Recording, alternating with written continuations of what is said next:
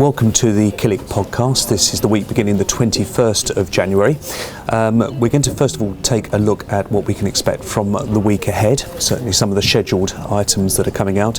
But for the morning of Monday, really the main feature being that the US markets will remain closed today for Martin Luther King Day. And we've also had a profit warning from Richemont in the luxury goods sector, which we'll talk a little bit later on in this presentation. But quick look at the diary for the week ahead.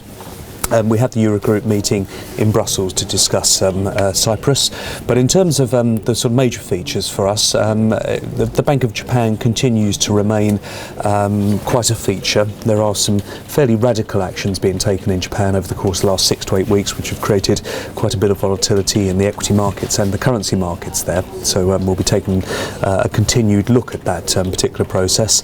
Financial results in the US reporting season continues to remain of keen focus. We have started last week with the investment banks that all appeared to do quite well. Indeed, we saw moves of 6, 7, 8% in some of the major companies like Goldman Sachs and Morgan Stanley last week. This week it's the turn of technology. Technology has been an underperformer over the course of the last few weeks, and that's really been driven by the losses that have been seen in Apple shares. Apple peaked at around $711 and has last week been as low or below $500 for some parts of last week. That means that the market cap drawdown from the peak is over $200 billion US, which is about the same market cap as Google. Both those companies are reporting Tuesday. We have Google reporting, and the key there is really about the continued competition coming into the search market. As we know, Google has captured really just the wallets of companies that are keen to promote their wares through the search facility of Google. But Facebook last week are moving very much into the search facility, so more competition coming into that particular space. Apple will be of interest on Wednesday because of that share price fall. Concerns have come about the sort of future growth rates of Apple, so we'll be looking to management there to try and sort of correct some of those nerves that have been seen and has driven that share price so much lower in the course of the last quarter. Microsoft also appearing on Thursday.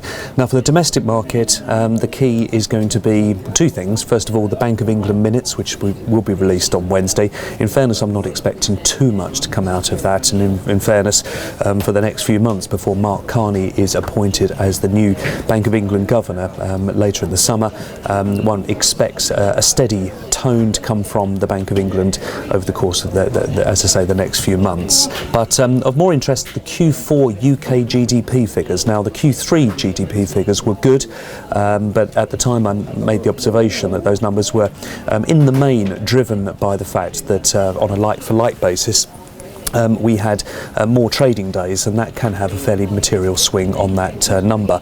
Now, in terms of the UK, the GDP number for the Q4, the figure at the moment is for about a 0.1% negative rate, and the concern that is turning at the moment is the current bout of poor weather may make the Q1 for 2013 a difficult number also. And as we know, 2 back-to-back quarters of negative growth, and we have another recession on our hands, which will be the third time that the UK has slipped back into the technical recession category since the financial crisis began in 2007. So really some keen focus on that. So let's look at some charts that around that particular area. The starting point is the pound. In the run-up to these GDP numbers, the pound has been notably weak. We've seen a 3.5% correction of the pound against the US dollar just in the space of 2013. The question mark is this good for us? Certainly lowering the currency, and we have the ability to benefit from that with net exports becoming more competitive. The question mark that is being raised, though, is, well, we had a 20% correction in our currency between 2007 and 2012, but that didn't seem to do much to boost exports, so why would this further move lower do any more for it? But nevertheless, it is beginning to be a feature that we're seeing more and more currency volatility here in the UK, and same is very much true of against the euro. We're back on an 8-month low now against the euro, back below 120. You'll recall that hit peaked at around 128, and that's a more relevant number for us, given that the lion's share of our exports, I'm afraid, still goes to Europe. We're not competing very much outside of Europe at the moment, but those are sort of two features. The further sort of thought on currencies at the moment, which is a sort of possibly a subject matter for further investigation, but we've seen over the course of 2012 how bond markets have become increasingly dictated by money that is coming from central banks that are buying bonds, and to some extent it could be argued providing slightly misleading data in terms of where these bonds are trading at the moment. And I'm hearing more and more that the currency markets are now becoming the asset class of choice for really reflecting the underlying tones of economies. So increased currency volatility, it might be a subject for 2013. Just moving on to some of the other features this morning. This is a share price chart of the luxury goods group Richemont. I mentioned this morning the profit warning out from this company.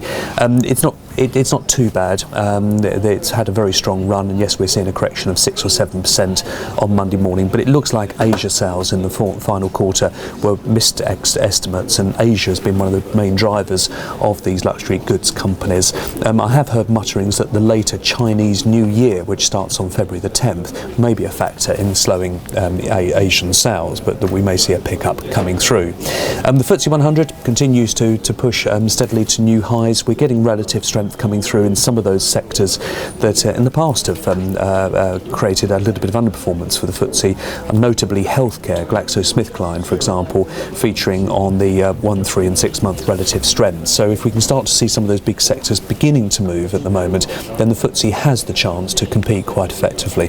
And the final chart really is just back to Japan. It's just keeping an eye on these bonds. There is, as I say, notable changes that are taking place in the Japanese economic situation.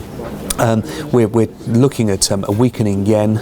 We're also looking at them providing quite a bit of additional stimulus to the economy. We'll hear more from that later in this course of this week. So I think Japan will continue to provide some dominance to headlines over the course of the next few weeks.